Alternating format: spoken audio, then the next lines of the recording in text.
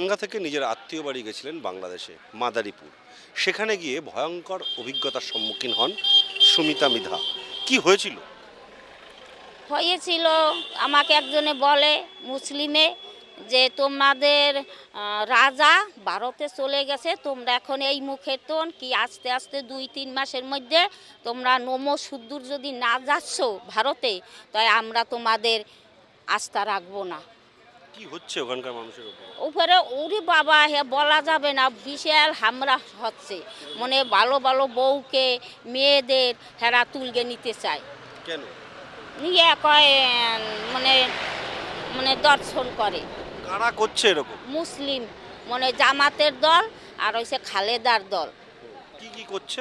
করছে ওই হামলা করে, মার কাছে তা বাবার কাছে তা হ্যার মেয়ে তুলগে নিয়ে যাচ্ছে, আবার ঘরে আগুন দিচ্ছে, আবার আবার ওই যে করছে ওই কয়ে তোদের এই জমি জমা আমরা দখল করব। কারা বলছে জমি দখল করে নেবে? জামাতের দল আর ওই খালেদা জিয়া, তারপর তারা বলছে হেই পার্টি। আপনি কি আতঙ্কে ছিলেন ওখানে? হ্যাঁ, কিরকম? ওরে বাবা, আমাকে আমাকে বলছে যে মোর দিদি দাদাবাবু, যে তোর যদি কোনো অসুবিধা হয় তা তোরে ভারতে তোর স্বামী ছেলে তোরে আমরা কি জব দেব, তুই আজকে 10 দিন ধরে এসেছিস, তুই চলে যা। কারা বলছে এটা? আমার দিদি আর দাদা, হ্যাঁ। আবার বেআই। আপনি কোথায় কোথায় ঘুরতে গেছিলেন, সেগুলো পেরেছেন? না না, ঘুরতে পারি নেই, কেন? এই ভয়তে। এত ভয় ছিল? হ্যাঁ। ওখানকার যারা রয়েছে, ওখানকার যারা মানুষজন? উরে বাবারে, তাকে আমি বলতে পারবো না, আপনাকে বুঝাইতে পারবো না। তারা তো দিনে যাই ইদারে ওদারে যাচ্ছে, ই করছে, রায় তৈলে হেদের খালি পরান এরুম এরুম করছে। কেন ওই ছেলে গো দর্গে নিয়ে মারছে, মেয়েদের বউদের নিয়ে ই করছে। নমস্কার বন্ধুরা, তিলোত্তমা ব্যাকবন নিউজে আপনাদের সকলকে স্বাগতম। ভেবেছিলাম আর ভিডিও করব না, কারণ অনেকে আমাকে সাম্প্রদায়িক বলে আখ্যায়িত করছে, কিন্তু আর পাশের দেশ পাশের রাষ্ট্রের যে অবস্থা, হিন্দুদের যে করুণ অবস্থা, সেটা ভেবে কুল কিনারা পাচ্ছি না, আর থাকতে পারলাম না, আবারও তাদের টানে চলে এসেছি। তো আগের যে ক্লিপটা আপনারা দেখলেন, সেটা কিন্তু হিন্দুদের বিষয়ে যে অবর্ণনীয় অত্যাচার চলছে, সেটা কিন্তু মুখে বাংলাদেশ থেকে ফেরত আসা একজন ভদ্র মহিলা, যিনি ইন্ডিয়ার বাসিন্দা, তিনি বলছিলেন। কিন্তু আমরা হিন্দু বাঙালি, আমরা সাম্প্রদায়িক না, আমরা ধর্মনিরপেক্ষ।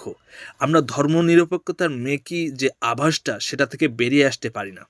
তাদের জন্য এই ভিডিওটা দেখুন। ওই মহিলা, ভদ্র মহিলা যে বলছিল, সেগুলো বানোয়াটও হতে পারত, কিন্তু সেগুলো যে একবারে বানোয়াট, সাজানো গোছানো নয়, সেগুলোর জন্য আপনাদের সামনে এই ভিডিও ক্লিপটি তুলে ধরলাম। সেই 1946 সাল দেশ বিভাগ, দাঙ্গা, নোয়াখালীর দাঙ্গা 46-এ, সেই থেকে শুরু করে 1971 সালে পাক আনাদার রাজাকার বাহিনীর দাপট, সেখান থেকে হিন্দুদের বিতাড়িত, আবার 2004 সালের দাপট। হিন্দু হওয়ার দরুন কি এভাবেই সইতে হবে বারবার অত্যাচার? হিন্দুরা কি নিপীড়িত অত্যাচারিত হওয়ার জন্যই জন্মগ্রহণ করছে? ভাবুন তো, আপনার কোলে আজকে যে শিশুটা জন্মগ্রহণ করছে ভারতবর্ষে, সেটা হয়তো সেফ, নিরপেক্ষ, কিন্তু কি দোষ বাংলাদেশে যে হিন্দুটা আজ, হিন্দুর কোলে যে শিশুটি, নিষ্পাপ শিশুটি জন্মগ্রহণ করবে, সে হিন্দু হওয়ার দরুন তাকে দেয়ালে আস্তে পিছলে মারা হবে? সে হিন্দু হওয়ার দরুন বড় হয়ে সে তার একটা চাকরি থেকে তাকে বিতাড়িত করা হবে? সে হিন্দু হওয়ার দরুন সুন্দরভাবে তার ধর্ম পরিপালনের সুযোগ সুবিধা পাবে না? এ কেমন নিষ্ঠুরতা! শুধু হিন্দু হওয়ার দরুন তাকে দেশ ছাড়তে হবে, তাকে সব কিছু থেকে, তাকে সব কিছু পাওয়া থেকে তাকে দূরে সরিয়ে দেওয়া হবে। এটা কখনো ভাবতে পেরেছেন? তাহলে ভাবুন, ইসরায়েলের রাষ্ট্র কতটা জরুরি। প্রত্যেকটা দেশের জন্য, প্রত্যেকটা মুসলিম প্রধান দেশের পাশে একটা করে ইসরায়েলি রাষ্ট্র তো অবশ্যই দরকার। 130 কোটি হিন্দু হয়ে কি লাভ, যদি 1 কোটি ইসরায়েল, 1 কোটি ইহুদি হয়ে সারা মিডিল ইস্ট কাঁপিয়ে দিতে পারে? তাহলে আমরা 130 কোটি হয়ে কি করব, যদি সাধারণ বাংলাদেশের হিন্দুদের পাশে না দাঁড়াতে পারে? হিন্দু হয়ে লজ্জাবোধ করা উচিত আমাদের, আজ লজ্জিত হওয়া উচিত।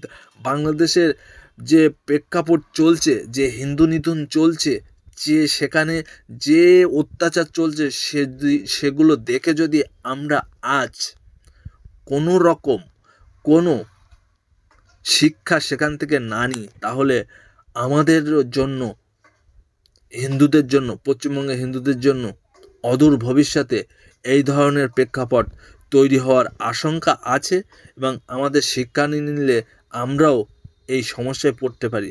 তাই পশ্চিমবঙ্গের প্রত্যেকটি হিন্দুকে জাগতে হবে, এই বিষয়ে সজাগ হতে হবে, হিন্দুদের পাশে দাঁড়াতে হবে, বাংলাদেশের হিন্দুদের পাশে দাঁড়াতে হবে।